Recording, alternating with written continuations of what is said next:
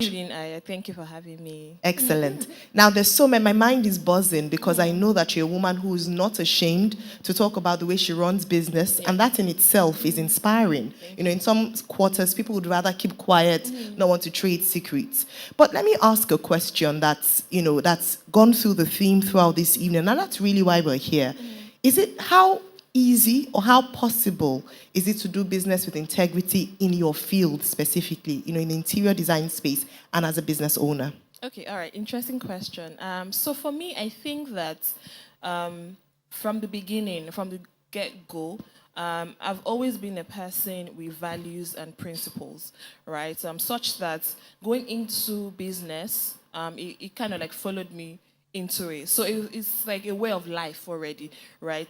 From a young age, my parents, would always instill these values and principles such that, going into it, it felt easy. But obviously, like along the line, having to do business with integrity, obviously you will see some things and, they will shake you. But, thankfully, because of your values, they say that if you don't stand for something, you fall for anything, right? Yeah. So at the point where, you are tempted to, and we've had situations like that, and then immediately, thankfully, because of, my position as a Christian, as a child of God, that helps. And also, the values as well that, that I've also put in place has also helped. So I would say that regardless of the industry, it's possible to do business with integrity. Thank you very much. So regardless of the industry, one word you kept mentioning again and again, values. Yes. So what inspired or inspires your values? And can you share some of those values? And then how do you ensure that your values are not compromised? All right. So for me, integrity is actually like a very big one. And it's just interesting that, Dr. Esther has asked me to come on here to speak about integrity. So integrity is one, excellence is, another one as well. But I'll just, really touch on integrity, and then doing in business. And I'll just quickly share a story if I'm... Absolutely, please. That's what we're here for. Thank you. All right. So we've had, again, okay, so the two speakers that have spoken ahead of me, would see that they have actually been in business maybe 30 or 40 years. And, and as they're sharing their stories, they're at the point where they're telling us, hey, this is what happened to me on my journey. So I feel like me presently, I'm actually at that point, right? So because I've been doing business for 8 years, so I feel like I'm now at that point where, so many things are being thrown at me and, I have to either make a choice almost every day, to, say yes or say no, right? There was a particular project that we were supposed to get and, we had finished doing everything that we were supposed to do, presented everything, and then we are the last, we're at the finishing stage, right? And this is like, 9 figures that we're talking about. And, one of the high top management officers was like, if you're going to get this job, you have to give me some cuts. And I'm like, okay, we don't do that.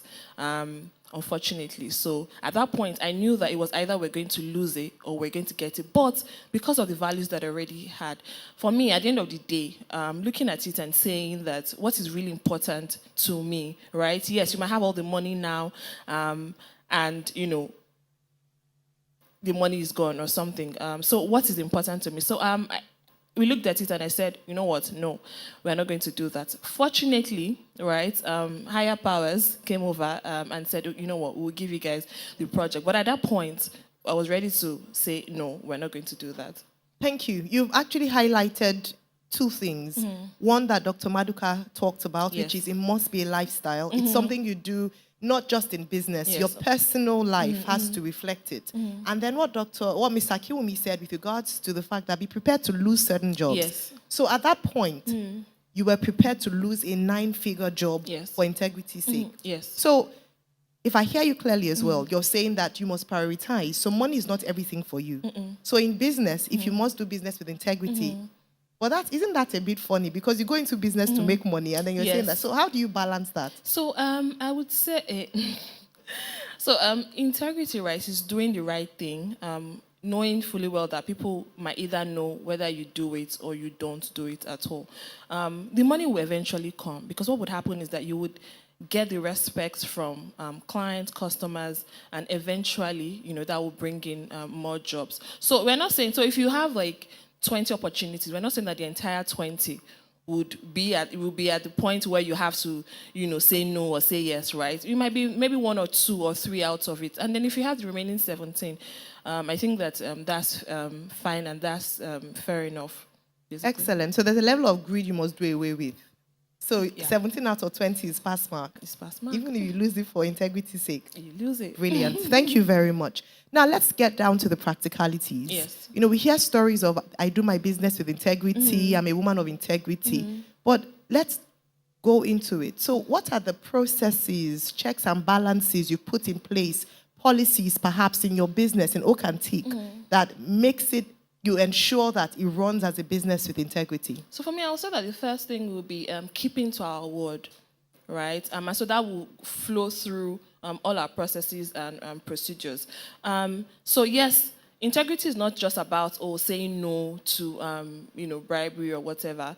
It's also committing to your word. So someone has paid you to do a job, and you are committed to ensuring that you finish that job, regardless of what your eyes will see on that job. We've had situations whereby, we get a project and then we're going, and in the middle of it, either, we realize that we're not running at a loss, or, some things have happened that, we cannot continue normally, like under normal circumstances. But because you've given your word, you will finish it, even if, for us, well, for some people it might be stupid, but even if you have to dip money and dip your hands in your pockets from other projects, from your savings rather, to finish that job. We had a project last year, and I was supposed to, go on for about 6 months, and then for some reason, I don't know, I think all hell just, like all the forces in this life was just against that project,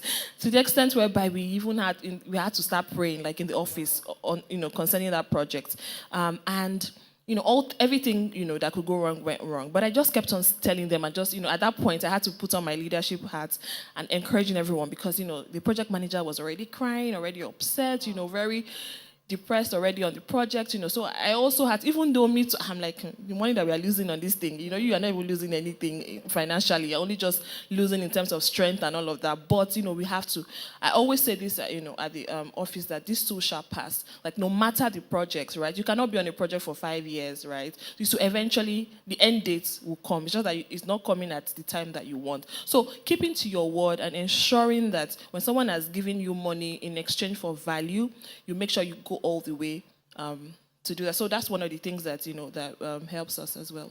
Excellent. Now, Ms. Akiwumi talked about an aspect of integrity that I'd like us to touch on. Okay. You seem to be very big on staff and welfare and making your staff feel very valued.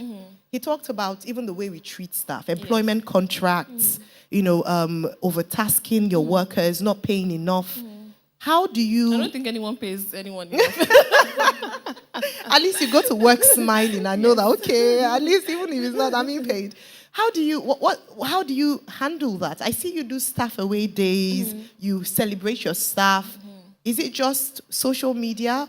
Does it run deep? And how do you build a culture of integrity? Because they heard you can say something, but what is stopping your project manager from putting, adding, how they say in government, there's the budget from the budget office, and it gets padding. We don't want that. How do you ensure that it's a culture, even amongst your staff members? Okay, so I think the first question, I would say that, first of all, generally, I'm big on people welfare. So apart from, staff, even at home, my friends, everyone, I just want everyone, like, I'm just very happy and just, passionate about just doing good, really, basically. And then one of my mantras would be, I find different expressions to help people, right? So you would also see that translate, in the company as well. I think it was, it's even this period as well, right, we also like engage someone to have like therapy sessions with everyone in the staff in the company, just to see where everyone is at mentally, mental health. Because I was thinking about it the other day, and I was thinking,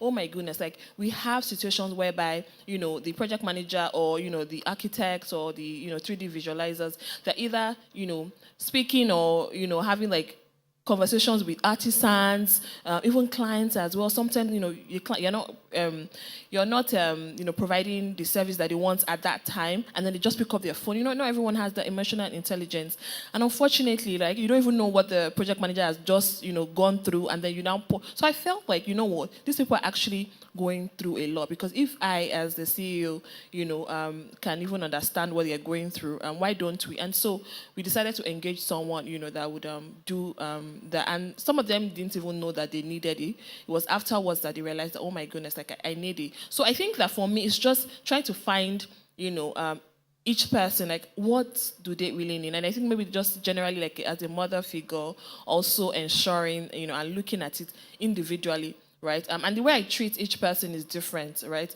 And then going to your other question will be, I think we're talking about with regards to building a culture of integrity. So it's yes. not just you. Yeah. So we've also put in policies, right? So sometimes some people might actually come in with the right intentions, but if you don't put policies guiding it, they can actually sway.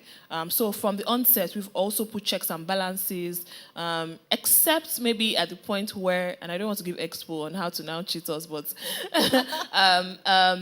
but I would say that from the beginning, during your induction as well, we let you know how we hold integrity to high standard. If you're caught, it's immediate termination, right? So we are big on that, like they understand, and so yes, I think that's what has also helped. Excellent. Now, you mentioned an area that a number of people in your line of work find very terrifying, dealing with artisans. So one part dealing with artisans and the other part dealing with difficult clients. Yes. Especially clients that that just add the money because they will bid down the price. It's just a nature, you feel accomplished when you're able to bid down. So what some people do is they beef up the figures. Yes. Or so you hide your profit so they don't cut down your profit margin. Do you employ that? And if you don't, how do you ensure that you're making enough money? Okay. Dealing with difficult clients who are used to having to bid down prices, and also artisans ensuring that they also deliver quality. So the quality of your service, if you say you're going to give them a certain standard, they don't reduce the quality for your client. All right, so I'm working with artisans like over the years. So I've been in business for a short while, 8 years. Well, 8 years next in 2 months, and that's not short. That's not. In Nigeria, that's amazing. And so what we've done, obviously, like we've met different kinds of people, different the ones that you give money and then you're waiting on the day to deliver, and then till now, 7 years after, I haven't found the money. I've not seen the guy. I've not seen the furniture piece. Nothing. The person just disappeared into thin air. So we met different people, right? I've also worked with different people along the line. So, but now, right, because we've gathered experience, we've gained experience, and then we also now we know what we want as a company. We have also structured artisans as well. The truth is that sometimes we give excuses. Yes, I know that these people, they give you headaches and all of that. But I always say that if you take the same person and put them in Dubai or put them in London, they would actually adhere to the regulations and the law and everything that is there. So for us as well, right, we have artisan contracts. If you want to work with us, this is what we would accept. This is not what we accept. At the end of last year, we did appraisal as well. So artisan, like the 3 best artisans of the year, recognized them, gave them money and all of that. And then those that did not do well, 3 of them, we put them under suspension. 3 months, 6 months, 1 year. And so everybody knew that if you know that you are serious, you're not serious rather, this company, just go, right? So it's not so what will happen is sometimes we're sentimental. I've been working with this person for 4 years, 5 years. If I let him go, where will I find another person? Trust me, you would find somebody else. So for us, that's how, we've done that. Now, going back to, clients that are difficult, I think that for me, it's basically just understanding emotional intelligence. And also, when you meet a client from the beginning as an entrepreneur or, as a business owner, understanding the person's temperament, their character, and then find ways to already There's some people that, you already know how to treat them once you meet them. And so it's very difficult. It's very hard for us to actually have clients that will say, I'm going to call the police on you, that you've never had such situations. Yes, have there been clients that were upset over, some one or two things? Yes.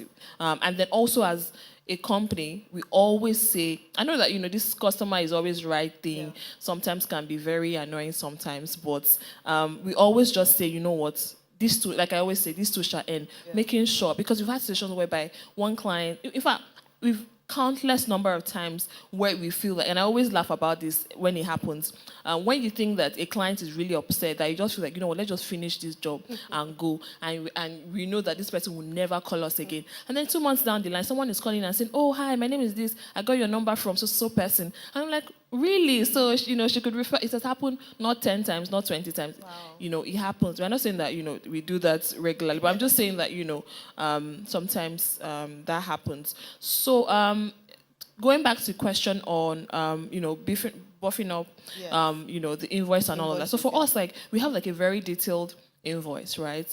So line by line, we let you know this is where the money is going to, the furniture pieces, the,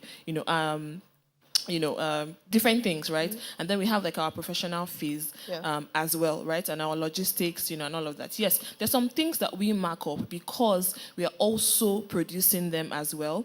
And so obviously like the artisan part where, we are also going to be doing the whole headache of chasing and monitoring and making sure. So we do that. But there are some things, right? So for example, you want to buy AC, whatever LG is giving to you, is what, we are going to pay for. We've also had instances whereby we return money to clients. So you return any money? Yeah, excess money. Money. We do return that. In fact, like, I think 6-7 days ago, we still did that. So, even a billionaire safe. And we're thinking, this person did not need this money. What's their reaction like when you say, oh, by the way, we have change? And I'm talking about like almost 7 figures kind of returning back. Yes, we've had, such... What's the reaction of your clients when we don't see their reaction now because we send it to them, or we deduct it from like the final bill, because obviously like when they're engaging us, they pay a certain percentage. So when we are done, they just minus that. But I know that it will go a long way. We might not be reaping it now. We might be later. We've had a client whereby we did that,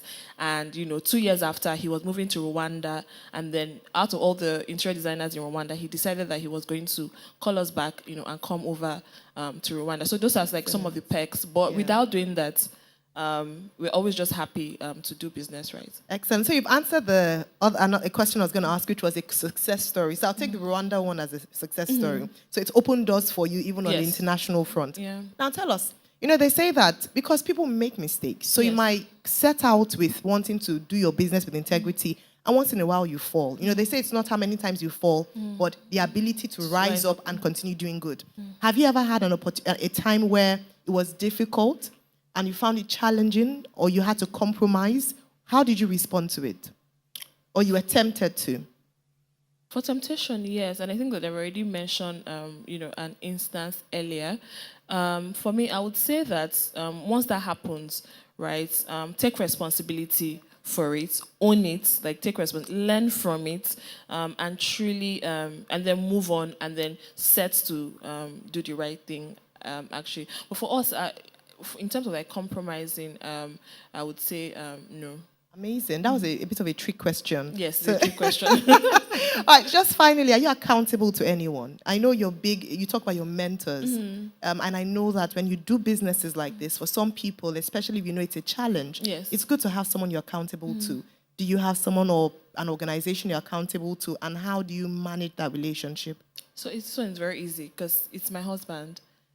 Yes, it's my husband, and that's basically. But yeah, do I have mentors? Yes, I do have mentors. I have people that I look up to in terms of like how they do business. Even Mr. Maduka as well. Is someone that I really look up to. The way he does his business. But obviously, like I'm not close to him to say, oh, this is what we do. And what I used to do before, one of my mentors, Mrs. Ibukwa Awoshika, before I before I met her physically, what I would do would be, at the end of the year, I would write a report, like a letter, as if I was addressing it to her, and let her know all the things that, I've achieved, all the things that, went wrong, and all of that. And just keep the letter, right? Hoping that one day, or that I will meet her, or even if I don't meet her, but I just felt that I was accountable, that I needed to be accountable to her, and then that also helped me as well. And so I think I did that consecutive.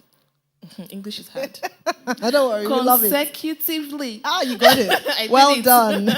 For like 3-4 years. Yes. And then I just kept doing that. And I realized that, every letter, the previous year, the next year was better than the previous year. And so when I had the opportunity to meet her, the first thing that I told her was... Did you give her all the letters? I didn't give her, but I told her, Wow, right? And then amazing. after that, I've been doing that physically with her now at the end of every year. Amazing. I'm sure people would agree with me that the conversation can definitely go on longer, and there's a lot to learn from you. I think you just emphasized the point that Dr. Maduka talked about, which is that it starts from your person. Yes. So who are you? And that is what reflects in your business.